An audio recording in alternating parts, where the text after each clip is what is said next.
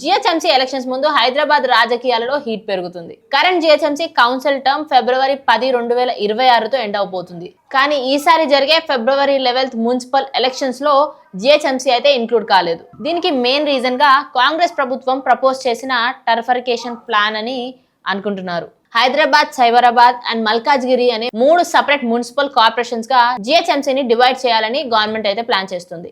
And ఈ process complete అయ్యాక fresh elections conduct చేసే అవకాశం ఉందని క్లియర్ సోర్సెస్ అయితే క్లారిటీ ఇస్తున్నాయి. ఈ బ్యాక్గ్రౌండ్ లో రూలింగ్ పార్టీ కాంగ్రెస్ అయితే తన ప్రెజెన్స్ ని చాలా స్ట్రాంగ్ చేసుకోవడానికి ట్రై చేస్తూ ఉంది. కాంగ్రెస్ పార్టీ రీసెంట్ గా ఓల్డ్ సిటీలో యాకుత్పుర దగ్గర ఐఎస్ సదాన్ ఆఫీస్ ఓపెన్ చేసి గ్రాస్ రూట్ పాలిటిక్స్ లో యాక్టివ్ గా ఉండడం స్టార్ట్ చేసింది. అర్బన్ ఓటర్స్ ని రీచ్ అవ్వడం, వార్ లెవెల్ క్యాడర్ ని స్ట్రాంగ్ చేయడం అండ్ సివిక్ ఇష్యూస్ మీద ఫోకస్ చేయడం ఇప్పుడు మెయిన్ స్ట్రాటజీగా పెట్టుకుంది Congress party. Congress chief minister Revanth Reddy గారు జిహెచ్ఎంసీ ఎలక్షన్స్ అయితే చాలా ప్రెస్టీజియస్ ఇష్యూగా తీసుకొని పర్సనల్ గా ఎలక్షన్స్ కోసం అయితే చాలా ఎఫర్ట్స్ పెడుతున్నారు. అయితే సీఎం రేవంత్ రెడ్డి గారు అయితే ఇప్పుడు తెలంగాణలో ఎన్నో ప్రచార సభలు అయితే నిర్వహించి అపోజిషన్ పార్టీ వాళ్ళ ఇష్యూస్ అండ్ ప్రజలకున్న ఇష్యూస్ మీద ఎంతో ఫోకస్ పెడుతూ ఎన్నో విషయాలను అయితే వెలుగులోకి తీసుకొస్తున్నారు.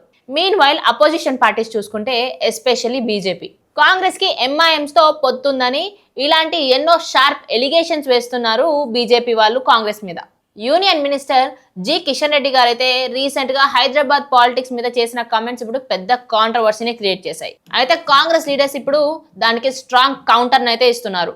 ఇంక్లూజివ్ గవర్నమెంట్ మరియు డెవలప్మెంట్ మీద కాంగ్రెస్ కి స్టాండ్ స్ట్రాంగ్ గా ఉందని వాళ్ళైతే చెప్తున్నారు. కమ్యూనల్ పాలిటిక్స్ ని బీజేపీ ప్రమోట్ చేస్తుంది అని కాంగ్రెస్ పార్టీ అయితే వీళ్ళ మీద విరుచుకుపడుతున్నారు. ఇప్పుడు జిహెచ్ఎంసీ ట్రైఫరికేషన్ మీద కూడా కాంగ్రెస్ పార్టీలోనే మిక్స్డ్ ఒపీనియన్స్ అయితే ఉన్నాయి. ఫైనల్ డెసిషన్ స్టేట్ గవర్నమెంట్ లెవెల్లో తీసుకుంటారు అని లీడర్స్ అయితే డిసైడ్ చేశారు. పొలిటికల్ అనాలిసిస్ట్ ప్రకారం Jubilee hills by elections victory మరియు రీసెంట్ మున్సిపల్ బాడీస్ లో కాంగ్రెస్ పర్ఫార్మెన్స్ వల్ల పార్టీకి అర్బన్ ఏరియాస్ లో కాన్ఫిడెన్స్ పెరిగింది. కమింగ్ వీక్స్ లో జిహెచ్ఎంసీలో స్పెషల్ ఆఫీసర్స్ రూల్, టర్ఫరికేషన్ నోటిఫికేషన్ మరియు న్యూస్ సివిక్ బాడీస్ కి ఎలక్షన్ షెడ్యూల్ అనౌన్స్ చేయడానికి ఛాన్స్ ఉంది. ఓవరాల్ గా చూస్తే జిహెచ్ఎంసీ ఎలక్షన్స్ ముందు కాంగ్రెస్ పార్టీ అగ్రెసివ్ మోడ్ లో ఉంది.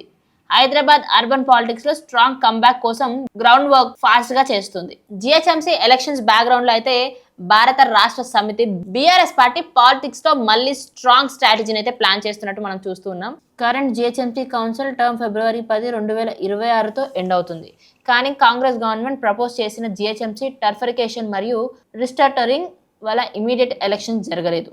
ఈ డెసిషన్ ని బీఆర్ఎస్ స్ట్రాంగ్ గా అపోజ్ చేస్తుంది. పార్టీ లీడర్స్ ప్రకారం జిహెచ్ఎంసీని హైదరాబాద్, సైబరాబాద్, మల్కాజ్గిరిగా డివైడ్ చేయడం ప్యూర్లీ పొలిటికల్ మూవ్ అని, దీని వల్ల ఇప్పుడున్న రూలింగ్ పార్టీకి చాలా బెనిఫిట్స్ ఉంటాయని, వేరే అపోజిషన్ పార్టీస్ కి చాలా ప్రాబ్లమ్స్ ని క్రియేట్ చేస్తుందని బీఆర్ఎస్ లీడర్స్ అయితే చెప్పుకొస్తున్నారు. పబ్లిక్ కన్సల్టేషన్ లేకుండా బౌండరీస్ ని చేంజ్ చేయడం యాంటీ డెమోక్రటిక్ అని బీఆర్ఎస్ పార్టీ అయితే క్రిటిసైజ్ చేస్తుంది. ఫార్మర్ ఐటీ మినిస్టర్ మరియు బీఆర్ఎస్ వర్కింగ్ ప్రెసిడెంట్ అయిన కేటీఆర్ గారి లీడర్షిప్ లో ఇప్పుడు పార్టీ హైదరాబాద్ లో క్యాడర్ ని యాక్టివ్ చేయడం అయితే స్టార్ట్ చేసింది. రీసెంట్ గా కేటీఆర్ గారు జిహెచ్ఎంసీ కార్పొరేటర్స్ మరియు సీనియర్ లీడర్స్ తో మీటింగ్స్ చేసి డిస్కషన్ అయితే స్టార్ట్ చేశారు. పింక్ వేవ్ విల్ రిటర్న్ అని ఆయన అయితే ప్రెస్ మీట్ లో చాలా కాన్ఫిడెంట్ గా చెప్పారు.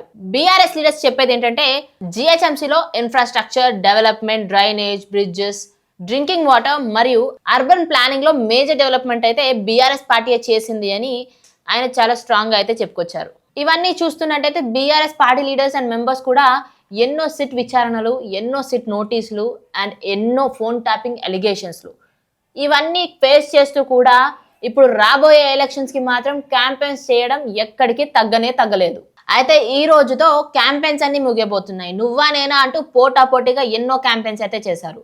ఈ ఫిబ్రవరి 11న ఎలక్షన్స్ అయితే జరగబోతున్నాయి. మీరు ఎవరికి ఓటేసినా తెలంగాణ డెవలప్మెంట్ ని, హైదరాబాద్ ఫ్యూచర్ ని దృష్టిలో పెట్టుకొని ఓటేయండి.